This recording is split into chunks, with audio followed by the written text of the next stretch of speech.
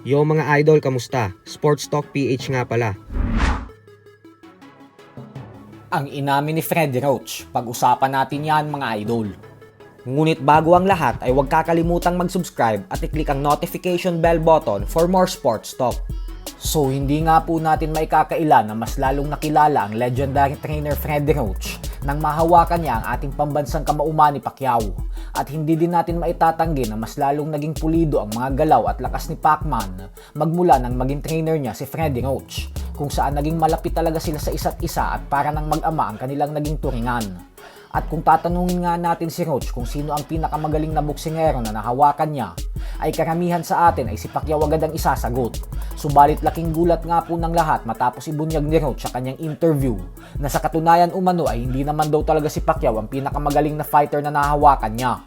At bagkus kung talento lang umano ang pagdating sa ibabaw ng lona ang usapan, ay ang former 3-division world champion daw na si James Toney ang pinakamagaling na boksingerong napagsilbihan niya bilang head trainer. Paliwanag ni Roach na napaka-gifted daw kasi Toney, kung saan hindi mo na umano ito kailangan pang turuan ng mga bagay-bagay kasi madami daw itong kayang gawin na hindi kayang ituro ng isang trainer. Talagang napaka-natural at napakadali lang daw para kay Toney ng boxing. Pero giit nga po ni Roach na ang pinagkaiba daw ni Pacquiao kay Toney at sa iba pang mga boksingero na nahawakan niya ay yung determinasyon at pagpupursige sa ensayo. Wala daw kasing tatalo kay Pacquiao pagdating sa sipag sa pag-e-ensayo. Kaya naman kung si James Toney umano ay natural ang pagiging magaling, ay tinalo naman daw ito ni Pacquiao nang dahil sa sipag at tiyaga. Dahilan umano kung bakit sa bandang huli ay mas matindi pa din ang mga tagumpay na naabot ng ating pambansang kamao.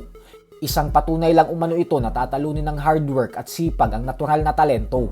Sa kabilang banda naman mga idol ay tila napiko na nga po ang YouTuber boxer na si Jake Paul sa mga bumabati ko sa kanya na scripted at peke di umano ang kanyang mga laban sa sports ng boxing. Madaming fans po kasi ang nagsususpetsya na mukhang binabayaran umano ni Jake Paul ang mga kalaban nito para magpatalo sa kanya. Hindi po kasi makapaniwala ang mga fans na natatalo ni Jake Paul nang walang kahirap-hirap ang mga legendary MMA fighters, kung saan ang iba dito ay knockout pa ang sinasapit sa kanya. Kaya naman dahil dyan ay nagbanta na po si Jake Paul kanina lamang at sinabing lahat umano ng tao na pagbibintangan siya na scripted ang kanyang mga laban ay agad sasampahan ng kaso ng kampo niya. Sadyang hindi lang umano matanggap ng mga ito na isa siyang lehitimong boksingero na may bilang sa sports ng boxing. Dahilan kung bakit nagagawa niya ang mga bagay na sa palagay ng karamihan ay imposible. Wala na daw kasing ibang magawa ang kanyang mga bashers kundi baliwalain ang kanyang pagsisikap at paghihirap sa pag-ensayo. Kaya naman susuklian niya daw ang mga ito sa pamamagitan ng pagdedemanda sa bawat isa na nagpapakalat na binabayaran niya ang kanyang mga katunggali para magpatalo sa kanya at pagmukain siyang malakas. So hanggang dito na lang po muna tayo mga idol.